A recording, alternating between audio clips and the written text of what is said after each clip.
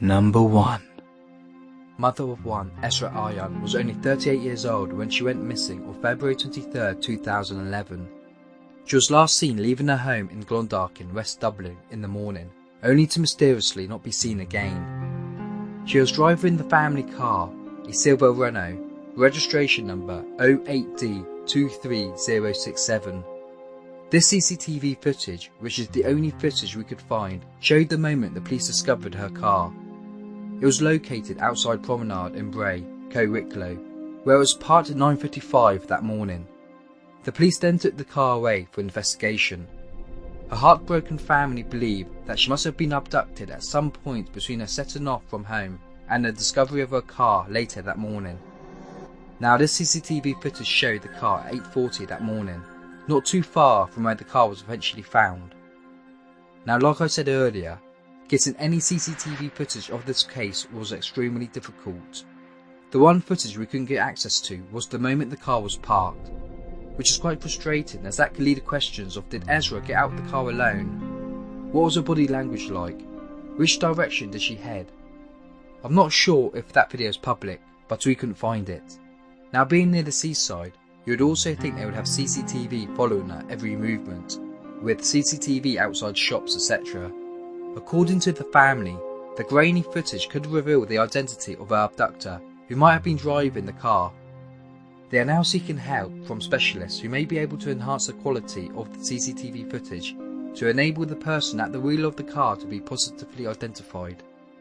The case has now been unsolved for over 6 years. If you have any other information on this case, then please comment in the comment section below. In the description we have information of people you can contact that can help solve these cases. Number 2.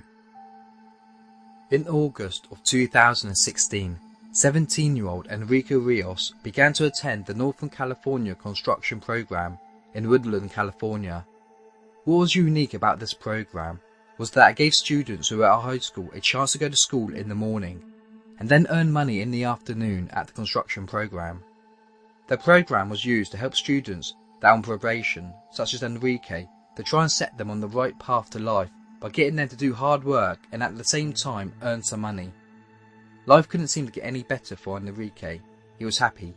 He couldn't wait to cash his check and even said to his mum that he would never leave his job. Well, on October 16, 2016, 17-year-old Enrique Rios was at home when he decided to say goodnight to his mum at around 9 PM that evening. When the mother woke up in the morning, she was shocked to find Enrique was not at home. The mother then sent a text message to her son and got a reply around 7 AM saying that he slept at a friend's house and that he's leaving to go to school. He never turned up. On February, the FBI finally offered its assistance and offered $5,000 reward for any information regarding the missing 17-year-old. No one has come forward with any information. The FBI and the family don't even know if that last text message the mother got from her son's mobile phone was actually him. She doesn't know what friend's house he was supposed to have stayed at, as all of his friends she's asked said they never saw him that night. The case took an even darker twist when just 3 weeks later, one of Enrique's friends, who went to the same school and was part of the same program, also went missing. This is the last footage ever captured of 17-year-old Elijah Wood. He was seen cashing in his check on November the 4th, only one day after his 17th birthday. Unlike Enrique's case, a witness came forward and she said she believed she saw someone that matched Elijah's description at about 3 AM sitting on the front stoop. She said she believed it was Elijah because she had seen him plenty of times before, even smoking with him in the past. Well, to make the case even more mysterious, what do you think about this? On January the 6th, 28-year-old Oscar Alvarez, who also attended the same program, is now also missing. He was last seen at 9:45 PM wearing blue jeans, black shirt and a black hoodie. Number 3. 25-year-old Terran Olsen Carlisle went missing on the 2nd of March 2017. On that same day, surveillance video captured this black SUV arriving, where the black SUV then reversed in the back of the business where the camera was filming. Two men then got out of the vehicle and then could be seen dumping the bag in the dumpsters. When the dumpsters got searched, they found a bag that contained blood and clothes. The police believe that Carlisle could have been murdered and that these two men are likely connected to his disappearance. What shocked me personally though when looking at the surveillance video is that the guy might not have been wearing gloves. If the two men were not wearing gloves, then surely there should be fingerprints on the dumpster as well as on the bag and possibly the clothes. Also, with the technology of today, you would think that the police could be able to enhance the quality of the video a lot better and get a good image of the face of the guy holding the bag. Also, it seems that the guy at the end could have been smoking, so if he was smoking, then where did that cigarette go? Hopefully the case will be solved soon. Please share your views. Do you believe the guys were wearing gloves? And what do you think about the surveillance video? Number 4. Ethel Carson was only 21 years old when she was diagnosed as paranoid schizophrenia. She was an ambitious and intelligent girl, but suffered a breakdown after studying to become an airplane mechanic. That was just too much for her. Her mother said that Ethel was never the same again, and that the illness took over her life. In her adult years, Ethel would be seen travelling a lot and was sometimes homeless. She had no mobile phone, no social media for family to ever contact her. This is the last known footage of Ethel ever being alive. The now 42-year-old was at the Orlando Greyhound Station on North John Young Parkway on April 4th, 2016.